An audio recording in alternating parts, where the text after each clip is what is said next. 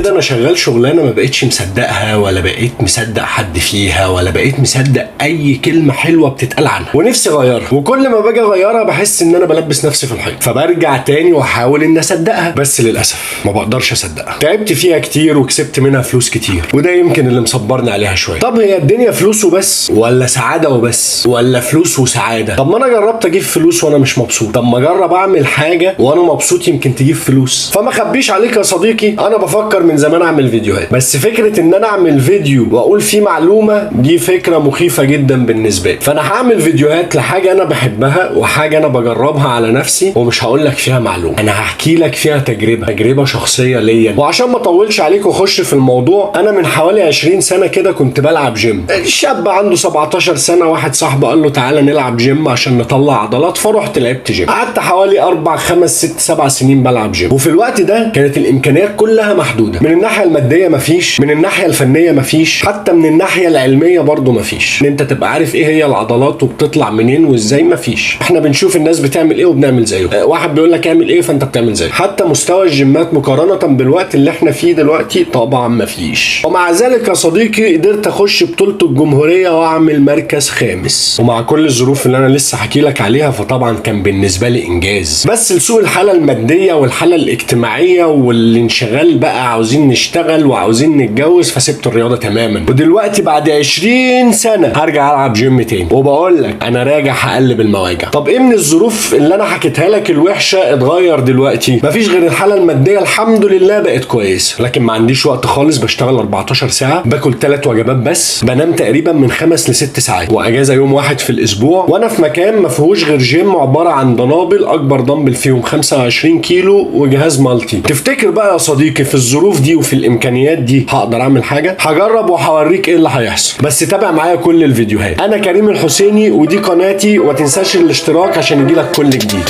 سلام عليكم.